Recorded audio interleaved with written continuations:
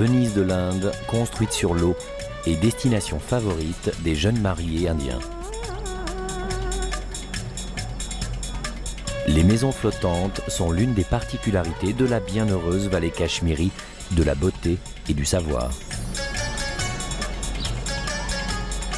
Par centaines, elles s'alignent sagement, tantôt entre de petites allées de saules, tantôt posées parmi des champs de lotus ou simplement amarrées le long de canaux tranquilles. C'est aux Britanniques que Srinagar doit ses maisons bateaux. Le Maharaja leur interdisant, comme à tout étranger, la possession de terres dans son royaume, ils adaptèrent à leur usage les habitations flottantes dans lesquelles les Cachemiris vivaient depuis des générations et contournèrent ainsi l'interdit. Les maisons bateaux sont en bois odoriférant de cèdre, amenés par flottage depuis la jungle.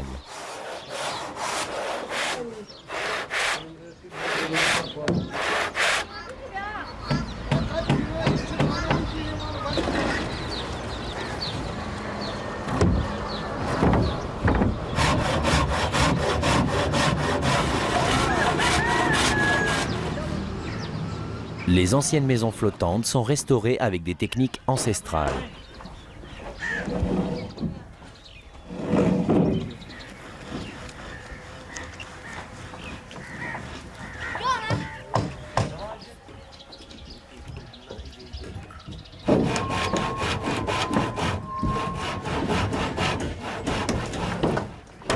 Pour leur réfection, les artisans utilisent les mêmes bois précieux qu'autrefois.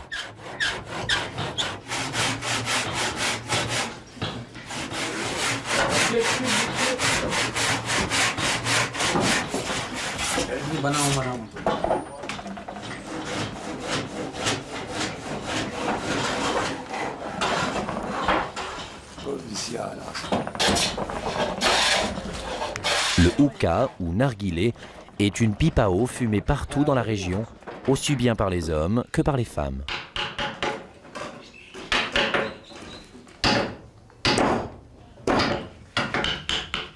Au bord des fenêtres, des sculptures reprennent les motifs favoris de la vallée, le lotus, la feuille de saule, les dessins géométriques et calligraphie arabe.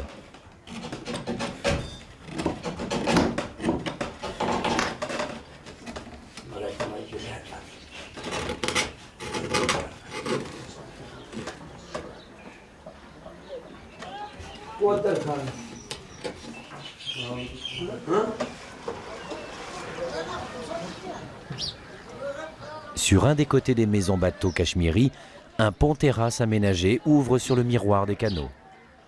Beaucoup d'entre eux ont été convertis en hôtels classés en 5 catégories, de A à D, puis de luxe pour les plus somptueux.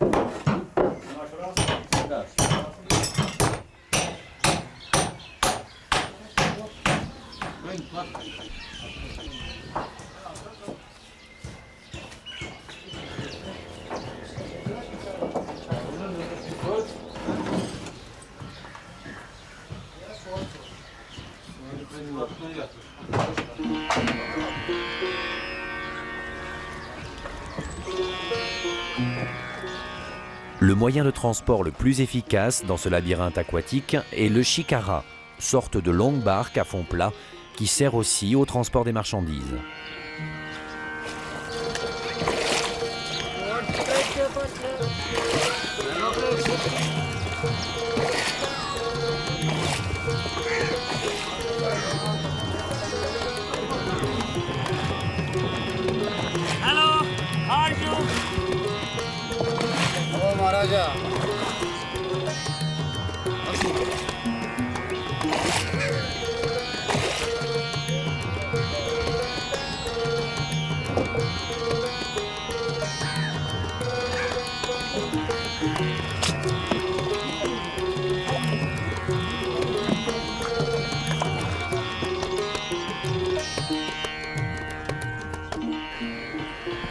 Dès l'aube, les canaux s'animent et bruissent du glissement des barques croulant sous les fruits, les légumes et les fleurs. Comme les maraîchers qui se rassemblent sur la terre ferme, ils se concentrent sur un pan d'eau dégagé et commercent sans jamais mettre pied à terre.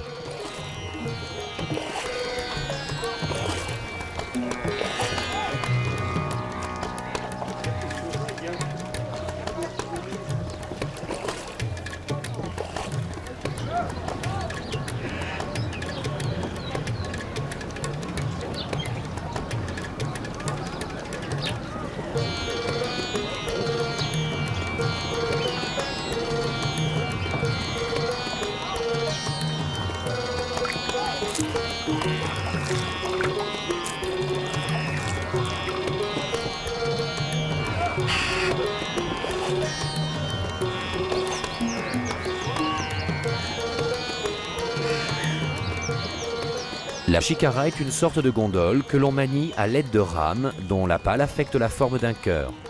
Elles servent à tout: transporter des marchandises, conduire les enfants à l'école, faire ses courses ou tout simplement accéder à sa maison flottante.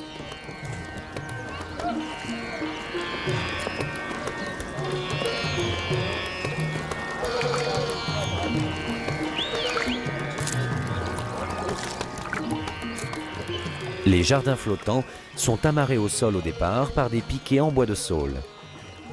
Au fil des années, les racines viennent fixer définitivement les parcelles.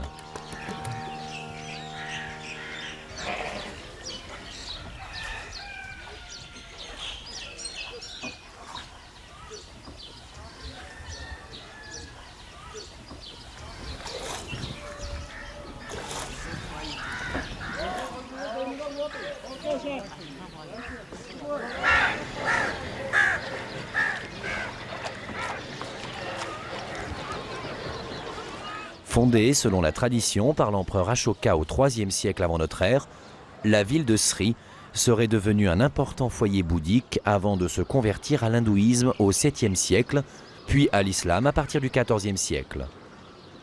Ses habitants sont aujourd'hui majoritairement musulmans, comme en témoignent les nombreuses mosquées.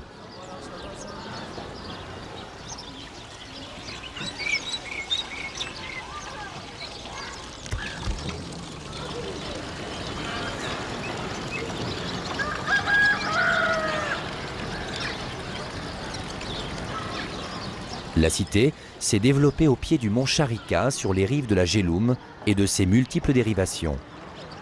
Avec ses rues sinueuses, ses hautes demeures en briques et ses 9 ponts voûtés ponctués de tours de guet, le vieux Srinagar a peu changé au cours des siècles.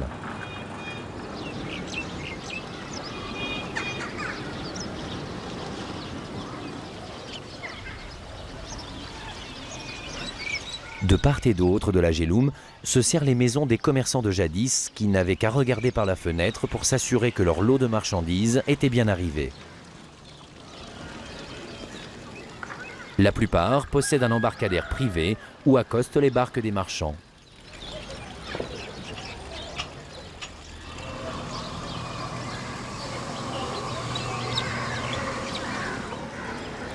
Vérandas et moucharabiers, maisons hautes de 4 ou 5 étages, serrées les unes contre les autres, se mirent dans les méandres du fleuve.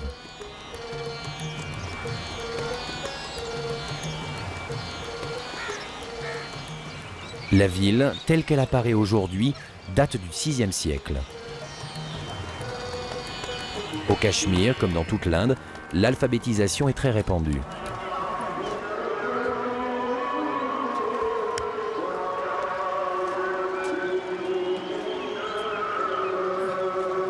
Sur les garde-fous des ponts sèchent des nappes et des couvre-lits brodés, tandis que ça et là, les bords de la Jhelum sont occupés par les hommes qui lavent les précieux châles dans une eau boueuse.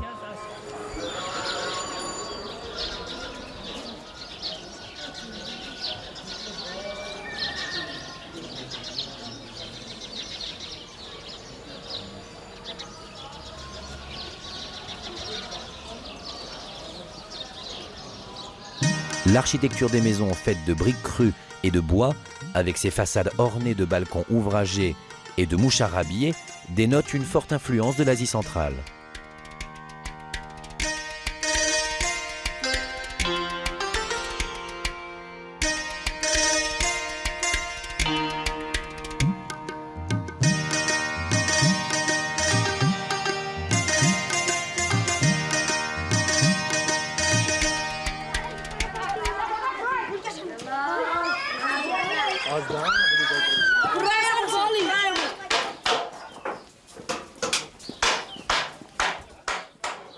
Dans les ruelles de Srinagar, la présence de femmes voilées rappelle la présence vivante d'un islam pro-iranien au Cachemire.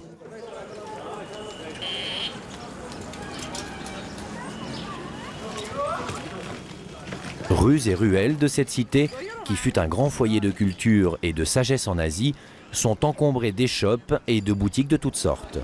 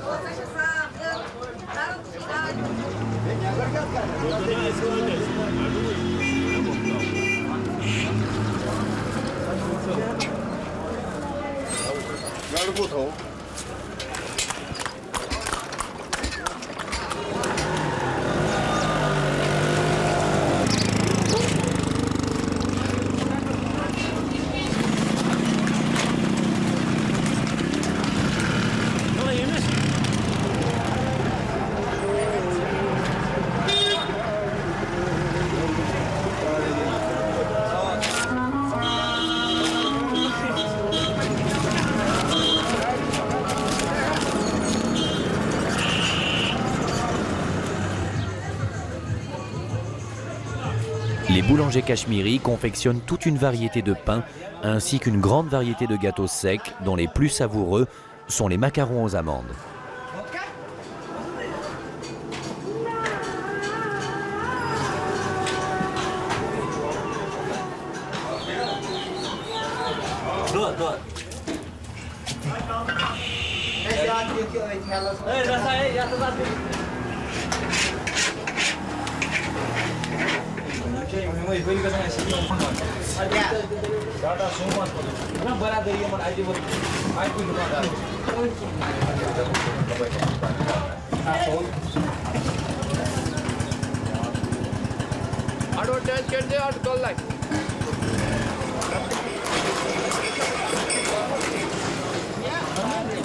Les échoppes regorgent d'ustensiles de cuivre faits localement et de produits ménagers de toutes sortes acheminés par camion du continent indien.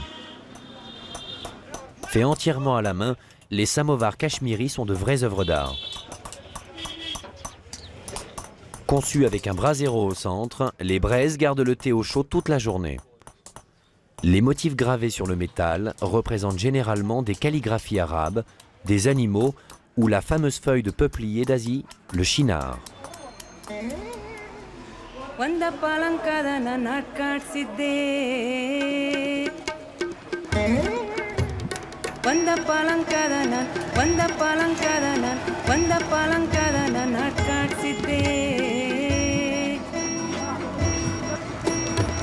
Hanumanna harmony ಮೇಷ್ಟ್ರು ತಿಮ್ಮಣ್ಣ ತಬ್ಲಾ ಮಾಸ್ಟ್ರು ನಾನೇನೋ ಆಂಜನೇಯನ್ ಪಾಲ್ಟು ಮಾಡಿದ್ದೆ ಪದವಸಿ ಬರ್ತಾ ಇತ್ತು ಮಾತ್ರ ಮರ್ತೋಗ್ತಿತ್ತು ಹಿಂಗಿದ್ರು ಗುಡ್ತ ಜಪ್ರ ಆಕ್ಷೇಪೆ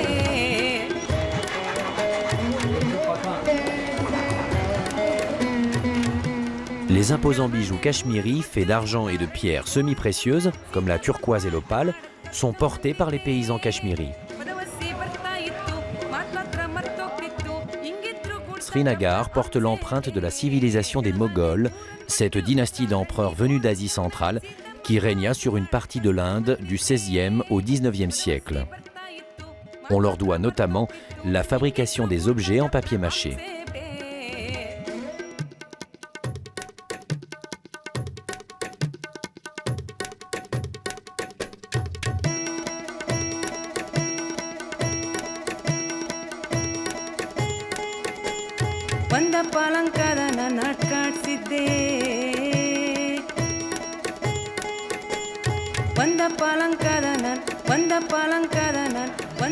Le tissage des tapis et la soie furent introduits au Cachemire à la fin du XIVe siècle par un prince de retour de Samarcande en Asie centrale. Retenu comme otage à la cour de Tamerlan, il repartit à la mort de celui-ci en menant avec lui les artisans dont il avait eu le loisir d'admirer le travail. Sous le règne de Djehangir, un artisan cachemiri voyagea en Perse où il découvrit les tapis noués, technique qu'il s'empressa de reproduire avec bonheur dans son pays.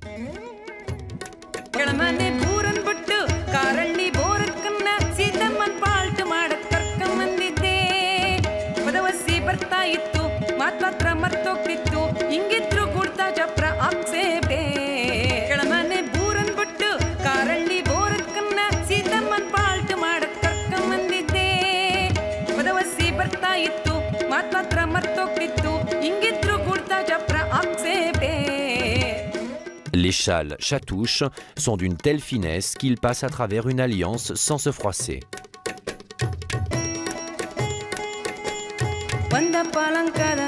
Un châle de 1 mètre sur 2 ne pèse que 120 grammes. Plus sa couleur est claire, plus il a de valeur.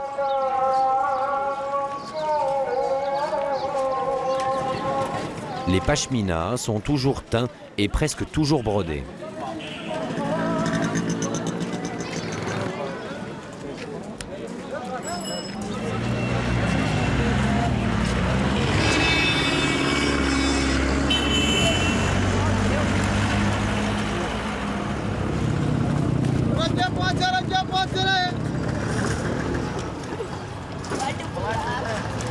Les mosquées sont omniprésentes au Cachemire.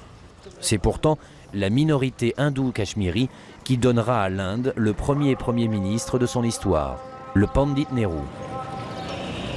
La mosquée en bois de Shah Hamadan, reconstruite pour la dernière fois en 1732, interdit son entrée aux non-musulmans. Ceux-ci doivent se contenter d'admirer depuis l'extérieur plafonds et murs recouverts de papier mâché richement peints et décorés. Comme dans la majorité des mosquées du pays, une véranda fermée, réservée aux femmes, entoure la salle centrale où se réunissent les hommes.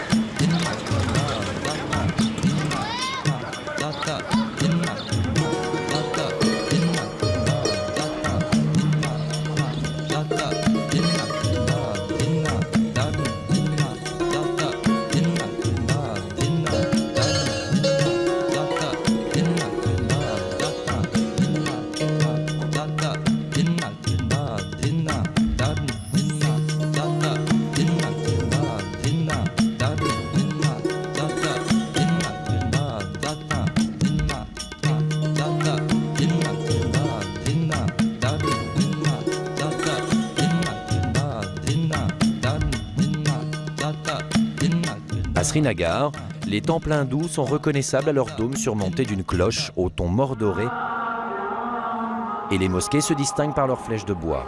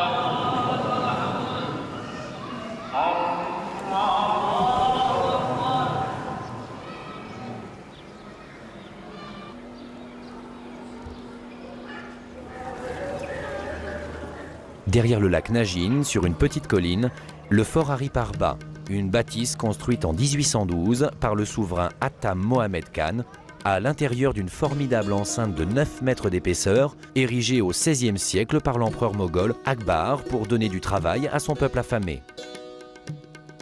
À Srinagar, les Moghols ont porté l'art du jardin à son apogée. Recherche d'absolu et de mysticisme, symbolique de l'eau, leur envoûtant secret réside dans l'harmonie de leur tracé, le charme subtil des fontaines et l'équilibre des terrasses plantées de gazon tachées de parterres de fleurs multicolores. Des 4 jardins moghols posés aux portes de Srinagar, celui de Shalimar est certainement le plus sublime et le plus connu. Shalimar, qui signifie demeure de l'amour, a été construit en 1616 par l'empereur Gehangir, en symbole de son amour pour sa femme Nourjahn, baptisée Lumière du monde.